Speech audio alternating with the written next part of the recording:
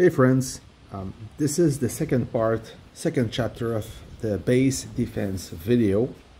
I will call this the active base defense. I'm gonna show you how to defend your base against either a swarm or on a base-to-base scenario. Before showing you some game footage, I'll start with the basic stuff. So when you get surrounded by an enemy base, it's up to you if you want to actively defend your base or just let the base do the job. If you leave your base do the job, either way you will get burned, but if you're actively defending your base, you will burn more troops than just leaving your base do the work. There's some basic stuff to learn. First of all, if this can help you, when I'm actively defending my base, I imagine a circle around my base. This is where my troops can move around and attack or repel aggressor before they reach my base, just like that. Once they reach this inner circle, then there's not much I can do. It's useless for me to attack the enemy because I will end up losing troops for nothing.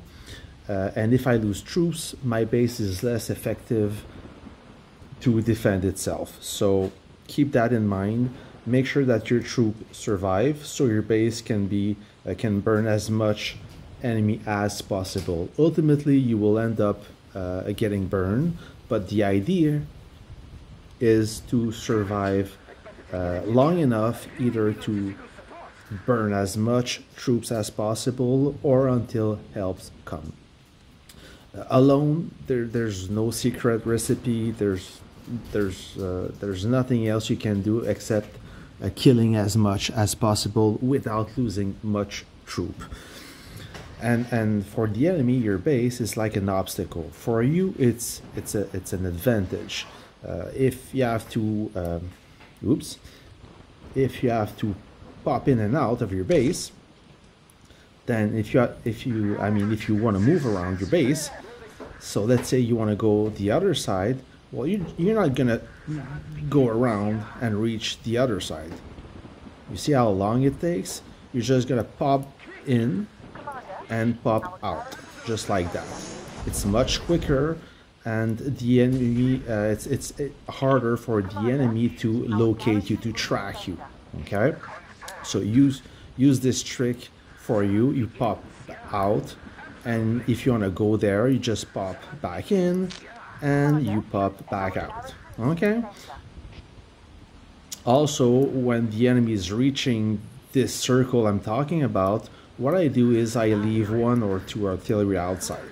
So when my tank is defending or repelling the enemy, as soon as this tank will get engaged, if it's within range of this artillery will automatically fire back at the enemy.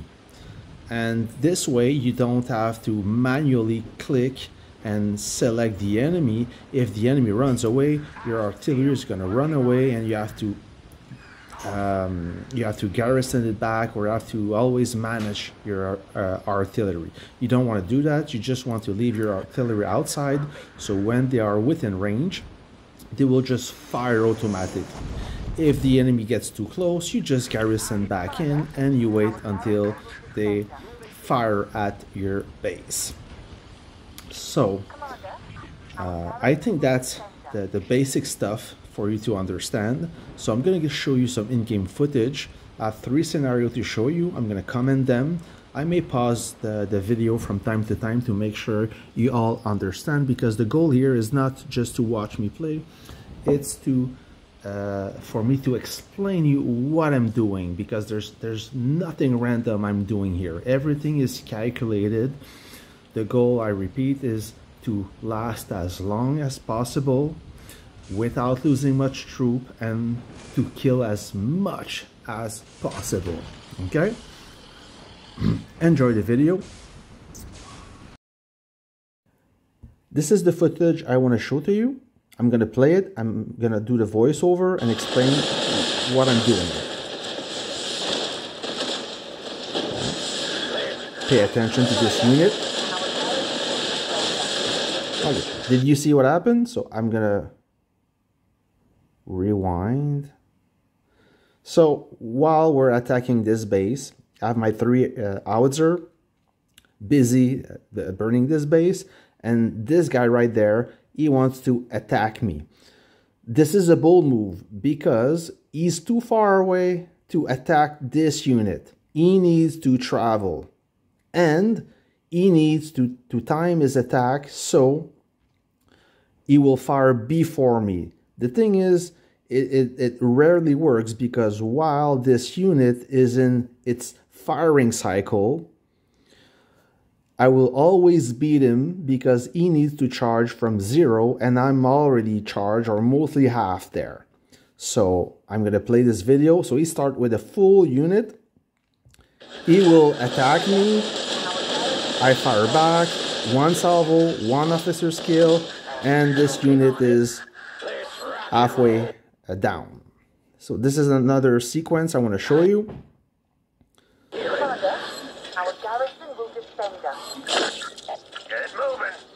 So he wants to attack my base with his super heavy. I use my artillery from, not cover, but from a distance, so I'm safe. I fire. 1, 2, 3 salvo, officer's kill, then another set of howitzer. So I use the distance. To attack this tank, and I know that he cannot touch me. So, and if he does, I just need to garrison instantly, and I avoid enemy fire. Okay? So we're going to reset.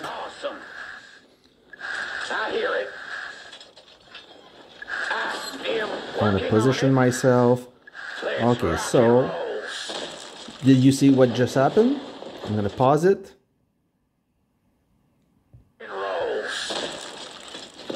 There you go. So he was firing at the tank. Then when the skill is ready, he redirects at this artillery. The only reason why he didn't do much damage is because his howitzer is a bit weaker and it was not fully healed, or it was not a full 25 unit in this squad. So once again, he wants to try to attack. I garrison my howitzer so I avoid any damage. I bring it back, fire at him. What's better than 1 howitzer to attack a tank? 2 howitzer. So I start firing. I cancel this attack. This is not a good idea. He garrison back. Then he's gonna have to retrain this whole unit. I didn't lose much. This is another sequence. He wants to go at my base again.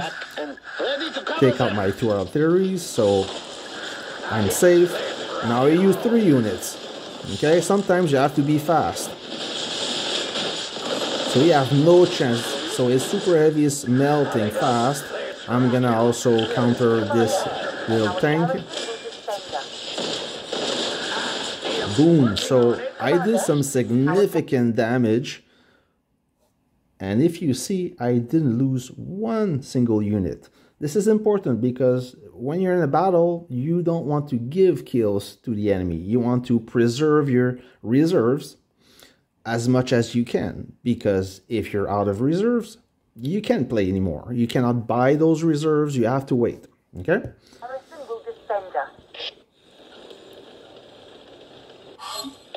Commander.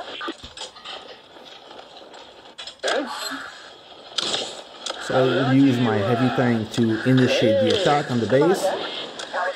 Once I'm locked in, I use my howitzer. And as soon as this tank will be burned off, I have to garrison back. I got lucky this time because, well, lucky and unlucky. I lost a few troops there, but no big deal. Now another attack. I use my artillery. I'm going to position myself and I will counter his attack.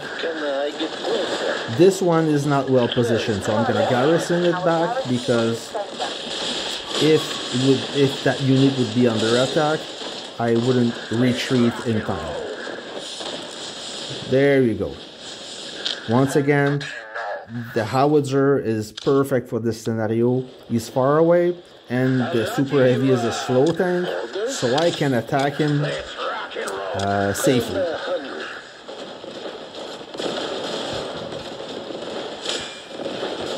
So this unit is melting fast. As soon as he's gone, I garrison once again. There I lost maybe 2 units. Okay, so this is a typical swarm. I'm totally surrounded. Even if I'm in the corner or near a wall, the enemy can still go behind me. Sorry. At this point, there's not much you can do. It's useless for me to try to attack the enemy. The enemy is just going to fire at my tanks. I'm going to lose unit for nothing. I'm not going to achieve anything. So I'm going to wait till they will open fire. And when they do, by default, my base will fire back at the first attacker, which is usually a super heavy tank. Now I'm using the bombers because there's no fighter planes. So okay, there you go. So it start tanking my base.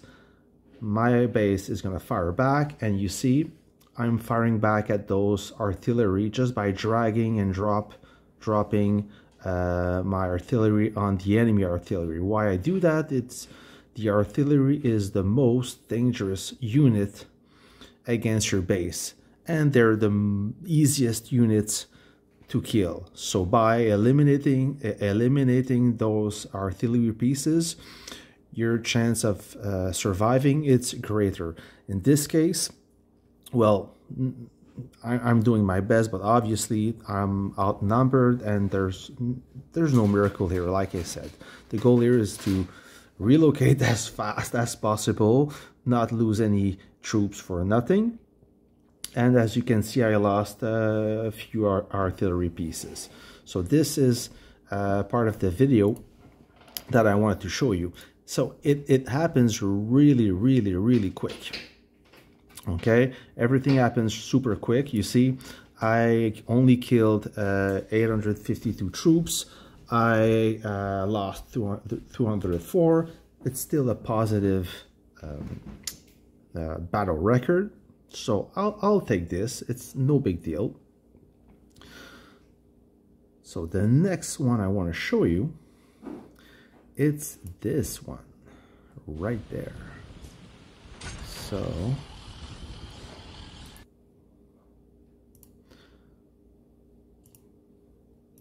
this one is a little bit more interesting. So I'm going to pause it. Ooh, sorry, pause it. Go back.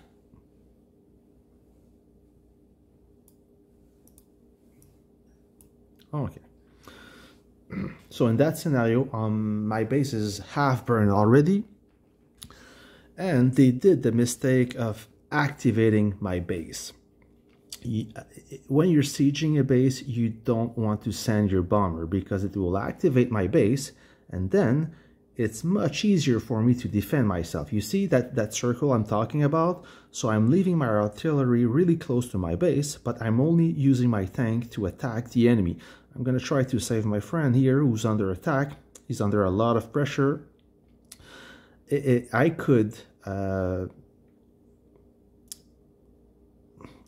be a bit more aggressive, but the goal here is I don't want to lose troop, and I know that this guy, he will end up dying anyways. So there's not much I can do, but I'm still, you see, so as soon as these tanks or the units are attacking my base that is activated, my base will fire back at those troops. There you go, zap. When you see the red laser beam of death, it means that the troop is getting engaged, and it's not going to last long, especially if you have a strong base. So they don't understand. They still try to attack me. My base fire back. All these artillery pieces, they will die. Just like this. Boom, boom, boom, instantly. But boom. And they still try to bomb my base, which is not really useful. It's just helping me. So my artillery is really close to my base. As soon as it's getting engaged, I don't need to worry about garrison my troop for now, because the base is doing all the work. So I'm going to train one unit. So one of my friends is coming to help me. So you see, I garrison my artillery and I pop back out to save some time. It's quicker, more effective. So, okay. This guy is going to survive another day. So you see that the enemy is gathering. They have a goal to burn me. If you notice, we're in the fourth area, so we're trying to contest the capture. Now I'm looking to get some buffs. So I'm gonna do the assault training, this one, and I will pick the troop expansion, which will give me 40% more barrack increase.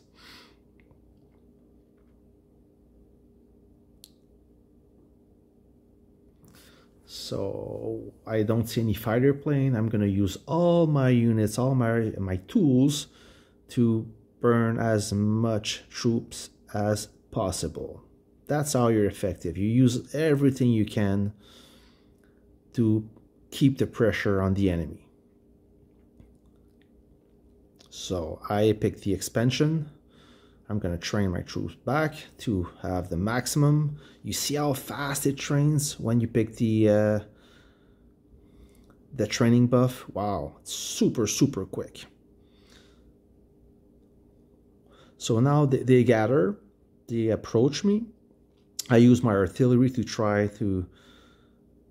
So look, I'm aiming at the super heavy. When my skill reached the top, I fire at this artillery, instantly killing him with the officer skill. So now they will engage my base, and I will fire back. So I will try to pick on the artillery, as it's the most dangerous threat. See, I pop back in, I pop out, boom, this one. There we go. So my base tracks the units I want.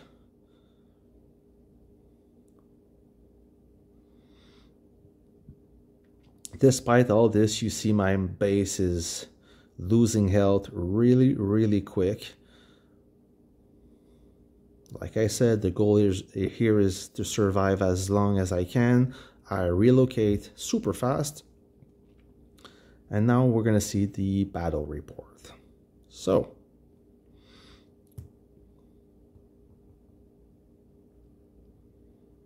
only lost a few troops here. It's a pretty clean run. I'm really happy about this one. So let's see the battle report.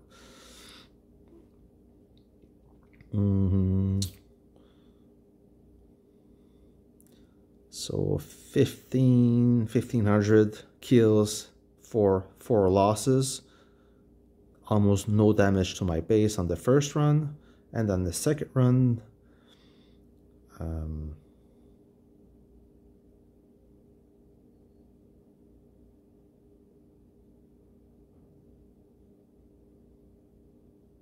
there you go. So 1528 losses.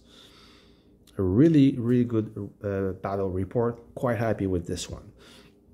So like I said, here the goal, make sure you do not lose troops. Very important.